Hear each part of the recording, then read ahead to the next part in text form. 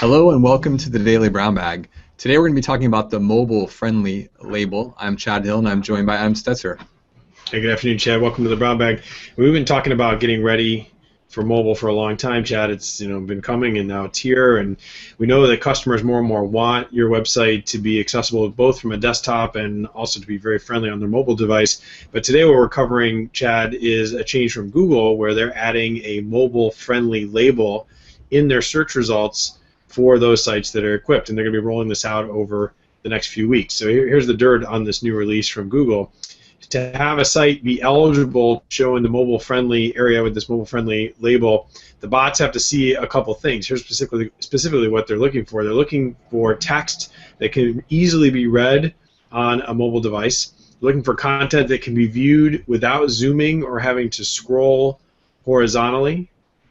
That means across. They're looking for links that are spaced that you can easily click on them via mobile. And they want to make sure you're not using any software, particularly outdated software that is not compatible with mobile. A great example of that would be Flash.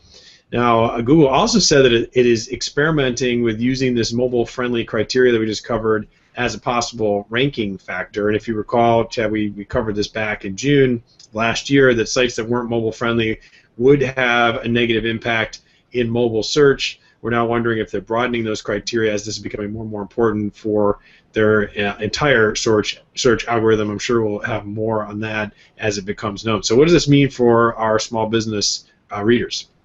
Well, as you said, the usage of mobile continues to grow. It's not really a news story, but let's review some of the stats and just where we are.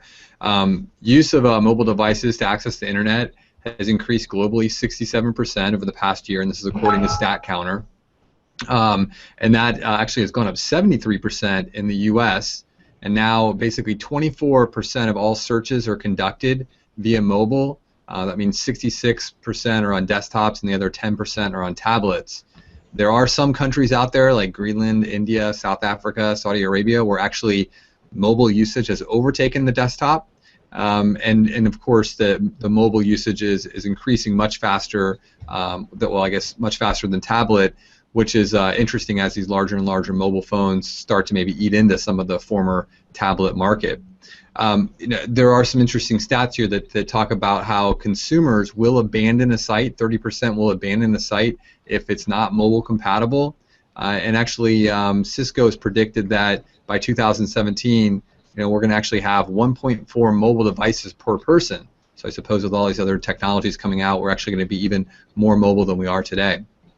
I think that the real interesting here is that we've talked about this many times. Google tends to sort of offer these carrots and these sticks depending on usage and behavior they want to encourage. And clearly they know as this mobile audience grows that if they want to stay relevant and keep the world's information indexed and one click away from Google, they want those sites to also be good for their end users and their customers. So they're offering us a carrot here. It starts with this mobile-friendly label, but as you said, there may be a stick coming, which is that you might not actually have as good a rankings if your website is not mobile-friendly. So here are our tips for small business. You definitely should make sure that if you're doing a web design, a web redesign, you're choosing a responsive design. That's kind of the easiest way to get your website mobile from day one.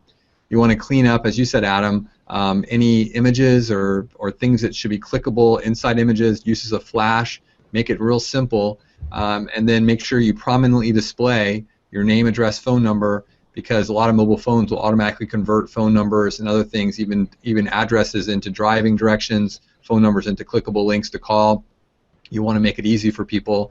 And if you're not sure what your website looks like from a mobile standpoint, there are lots of really interesting tools. Google has one. If you just go to the Webmaster Mobile Guide, which we'll provide a link in this in our final video, you should check it out and see what your potential customers are seeing on your website today. If there's a problem, then get on the mobile thing before it's too late. It may sound easy to get all this stuff ready, but we know we see websites every day, Chad. They're just not ready. It's a very old technology, and people often resist getting back into their website and redoing it, but it needs to be done. The small business needs to face into this, and I think no one could say that they didn't see this coming. We've been talking about mobile for years. Google's been talking about it, and we see that it's starting to inch its way into the algorithm. I'm sure they're in touch with their data. They know how users want to see their data, as you said, Chad, and so this is just going to become more and more prominent as computers get smaller and more mobile, which there's no denying that will be the case. Well, that's our Brown Bag for today. We hope you enjoyed our coverage. We'd love to hear from you. Drop us a comment, and better yet, subscribe, and we'll see you back tomorrow.